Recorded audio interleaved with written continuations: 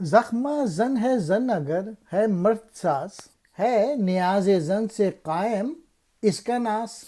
مرد اگر ہے تن تو ہے پوشاک زن، حسن دل جو عشق کا ہے پیراہن۔ عشق اس کی گود کا پروردہ ہے، اس نوائے راس کا وہ پردہ ہے۔ جس پہ نازاں ہے وجود کائنات، تھی پسند اس کو نساء طیب و صلات۔ جس مسلمان نے اسے سمجھا کنیز، رمز قرآن کی نہیں اس کو تمیز۔ کیوں عمومت کو نہ رحمت جانیے، جبکہ نسبت ہے نبوت سے اسے۔ اس کی شفقت شفقت پیغمبری، سیرت اقوام کی صورت گری۔ اس جگہ ذہن رسا کب رکتے ہیں، حرف امت میں ہزاروں نکتے ہیں۔ یاد رکھ یہ قول وجا کن فکاں، ماؤں کے قدموں کے نیچے ہیں جان۔ عزت ارحام ہے ملت کا کام، ورنہ کار زندگی ہے ناتمام۔ ہے امومت جوش رفتار حیات، ہے اسی سے کشف اسرار حیات۔ اپنے دریا کا وہی ہے پیچ و تاب، ہے اسی سے موج و گرداب حباب۔ امومت کہتے ہیں ماں کو، مدرہڈ کو۔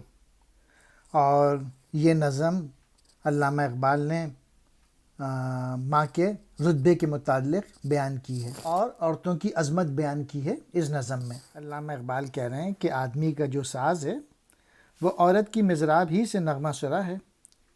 اس عورت کی عاجزی اور انکساری سے مرد کا ناز دگنا ہوتا ہے۔ عورت کے بغیر آدمی کی زندگی بے وقت ہے، اور وہ اس حالت میں کارنامے انجام نہیں دے سکتا، اور نہ خود میں کوئی انقلاب ہی پیدا کر سکتا ہے بغیر عورت کے۔ دوسرے شعر میں اقبال کہہ رہے ہیں کہ مردوں کی عریانی کا جو لباس ہے وہ عورت ہے، اور اس کا دلکش حسن عشق کی پوشاک ہے۔ پہلے مصرعے میں سورۃ البقرہ کی آیت کی طرف اشارہ ہے، جس میں ارشاد ربانی ہے، وہ عورتیں تمہارا لباس ہیں اور تم ان کا لباس ہو۔ گویا دونوں زندگی گزارنے کے لیے ایک دوسرے کے واسطے لازم و ملزوم ہیں۔ عورت کا حسن آدمی کے لیے عشق کا باعث بنتا ہے۔ حق کا عشق اس عورت کی گود میں نشو و نما پاتا ہے، اور یہ نغمہ اس کی خاموش مضراب سے وجود پذیر ہے۔ حضور اکرم صلی اللہ علیہ وآلہ وسلم اور دوسرے انبیاء اپنی ماؤں کی گود میں پلے، اور یہ سب عشق الہی سے سرشار تھے۔ گویا ان کی یہ سرشاری ماؤں کی خاموش تربیت کا نتیجہ تھی۔ اس ذات گرامی حضور اکرم صلی اللہ علیہ وآلہ وسلم نے، جن کے وجود مبارک پر کائنات فخر کرتی ہے، اس عورت کا ذکر طیب و صلات کے ساتھ فرمایا ہے۔ گویا حضور صلی اللہ علیہ وآلہ وسلم نے عورت کی بے حد اہمیت بتائی ہے، یعنی رسول اللہ نے عورت کا ذکر خوشبو اور نماز کے ساتھ فرمایا۔ اور اگر مسلمان نے کسی عورت کو لونڈی یا کنیز سمجھا، وہ در حقیقت قرآن کی حکمت سے بہرہ نہیں ہوا۔ قرآن کریم میں تو عورت کی اہمیت بیان ہوئی ہے، اسے لونڈی سمجھنا اس کی اہمیت سے انکار کرنا ہے۔ اگر تو غور سے دیکھے تو تجھ پہ واضح ہوگا کہ امومت سراپا رحمت ہے، اس لیے کہ اسے نبوت سے تعلق ہے، یعنی تمام انبیاء نے ماں کی گود میں پرورش پائی اور نبوت کے مقام پر پہنچے۔ اس سلسلے میں ماؤں کے کردار بڑا اہم ہے۔ امومت ہی سے ہماری تعمیر پختہ تر ہے، اس کی پیشانی کی لکیر میں ہماری تقدیر چھپی ہے۔ ہمارا کردار، عمل، گفتار وغیرہ میں جو خوبیاں پیدا ہوتی ہیں اور ہماری تقدیر جو سنورتی ہے، وہ سب ماہی کی پرورش و تربیت کا نتیجہ ہے۔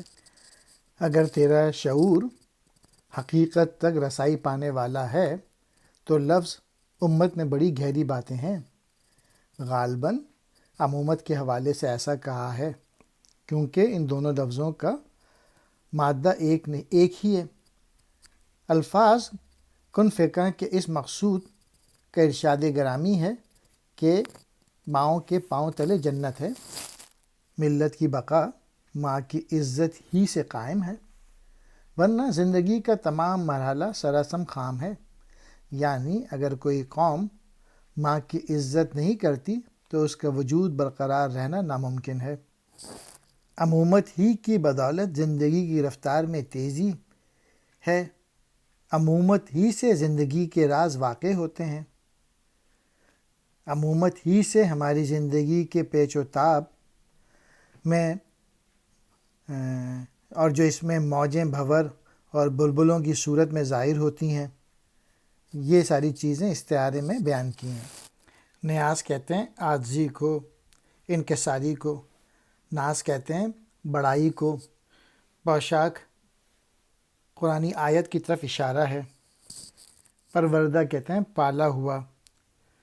نازو کہتے ہیں فخر کو یا ناز کرتی ہے. طیب و صلات حضور اکرم کی اس حدیث کی طرف اشارہ ہے. مجھے تمہاری دنیا میں 3 چیزوں سے لگاؤ ہے: خوشبو، نماز اور نساء. کن فکا ارشاد خداوندی کی طرف اشارہ ہے. جب اللہ تعالیٰ نے دنیا کو پیدا کرنا چاہا تو فرمایا ہو جا، اور وہ ہو گئی. ارحام کہتے ہیں ماؤں کی عزت و تعظیم یا ادب کرنا. کشف کہتے ہیں ظاہر ہونا. پیچ و تاب بل کھانا. گرداب کہتے ہیں بھنور کو. حباب کہتے ہیں بلبلے کو.